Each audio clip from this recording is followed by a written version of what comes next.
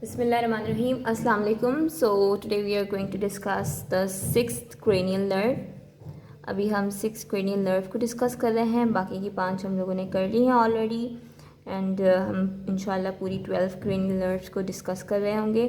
So the sixth cranial nerve is abducent nerve.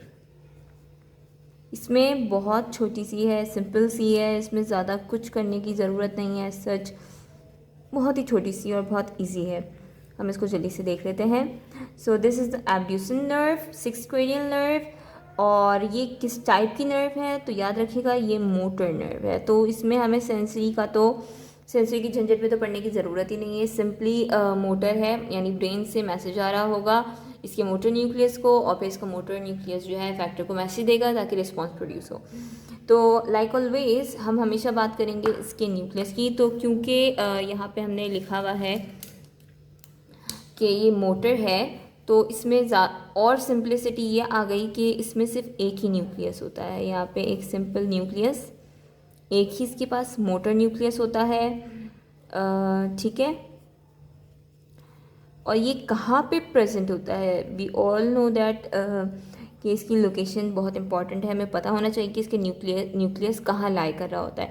तो इसका जो न्यूक्लियस है वो हमारे पास पॉन्स में, जो हमने सुपीरियर कॉलिक्यूलस फेशियल कॉलिक्यूलस के लेवल पे जो देखा था,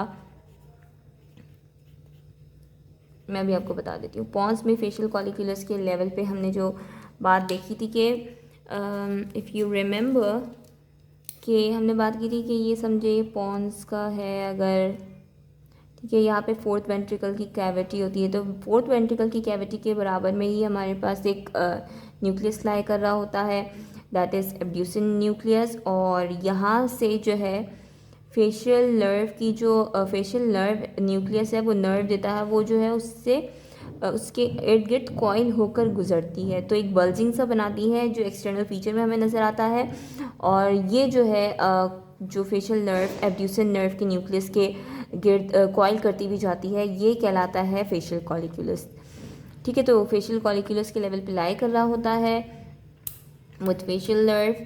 एंड अब हम ये देख लेते हैं कि इसमें फाइबर्स कहाँ से आती हैं. ठीक है. हमें पता है कि मोटर का जनरल पाथवे क्या होता है कि ब्रेन से मोटर न्यूक्लियस को मैसेज आता है, फिर ये एक्टिवेट होता है and then it send fibres to the effector ताकि वो रिस्पॉन्स जनरेट करे. तो अब इसके जो न्यूक्लियस है इसको कहाँ कहाँ से मैसेज आ सकता है? तो फ्रॉम, एक तो ऑल टाइम फेवरेट हमारा कॉर्टिको न्यूक्लियर फाइबर्स है.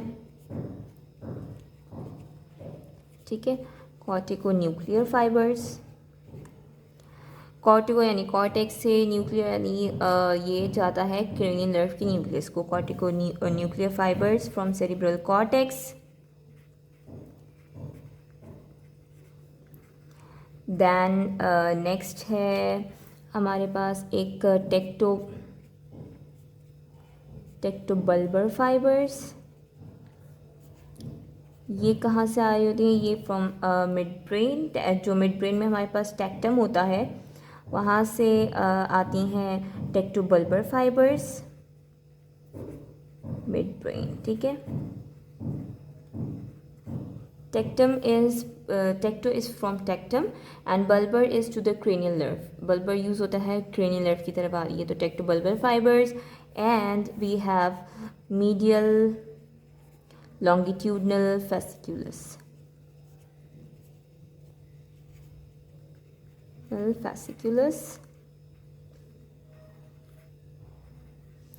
ये क्या होता है कि थर्ड, फोर्थ और सिक्स क्रेनियल नर्व जो है एट्थ क्रेनियल नर्व से कनेक्टेड होती हैं. और this is medial longitudinal fasciculus. तो देखें ना, ये सिक्स क्रेनियल नर्व है, सिक्स तो खुद इसका पार्ट ही है, तो एक वहाँ से आई होती है. तो ये 3 जगहों से आई होती हैं.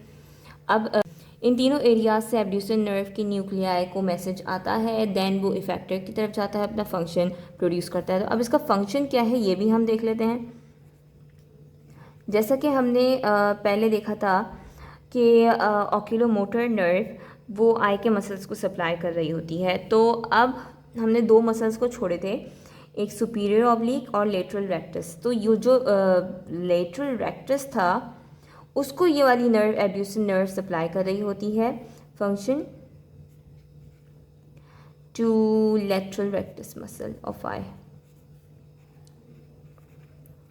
ठीक है, इसको ये सप्लाई कर रहा होता है। एंड इसका फंक्शन आपको ये पता ही होगा, लेटरल रेक्टस का फंक्शन क्या होता है, ये आई बॉल को लेटरली मूव करवाता है, आई बॉल की लेटरल मूवमेंट अपने साइड पर, लेटरल जैसे इसका नाम है, अपने नेम की तरह ये लेटरल मूव करवाता है आई बॉल को। अब हमने ये तीनों बात कर ली, इसकी न्यूक्लियस, इसकी लोकेशन यहाँ पे पॉन्स में होती है, यहाँ पे लिख देती हूँ लोकेशन, और पैटर्न बन जाए ताकि और इस आपको समझ में आ जाए। न्यूक्लियस हो गया, लोकेशन हो गई, इन जगहों से इसके पास मैसेज आ रहा होता है। फंक्शन इसका लेटरल रेक्टस मसल ऑफ आई को सप्लाई करना है। अब हम इसका एक जनरल सा पाथवे देख लेते हैं, बहुत सिंपल सा है। We know that this is our skull, sorry पता नहीं किसका स्कल बन गया, खैर समझिए ये स्कल है। तो यहाँ पे पोस्टीरियर क्रेनियल फोसा में हमारे पास ये ब्रेन स्टेम लाई करी होती है, वहाँ से फिर यहाँ इसका न्यूक्लियस इसके न्यूक्लियस की फाइबर्स आते हैं, and then middle cranial fossa में ये कैवर्नस साइनस से पास होते हैं, and after that it enters orbit, क्योंकि इससे आई के मसल को सप्लाई करना है, और आई के मसल को जो सप्लाई करेगा तो ये जब भी आई ऑर्बिट में एंटर होना होता है तो ये सुपीरियर ऑर्बिटल फिशर एक स्ट्रक्चर होता है, वहाँ छोटा सा एक सुराख सा होता है, वहाँ से ये पास होते हुए ऑर्बिट के अंदर एंटर होता है। तो हम इसको अगर जल्दी से लिखें तो ये पॉन्स से इसके फाइबर्स निकले, from pons fibres goes to cavernous sinus, जो कि मिडिल क्रेनियल फोसा में लाई करा होता है। देन वहाँ से ये वाया सुपीरियर ऑर्बिटल फिशर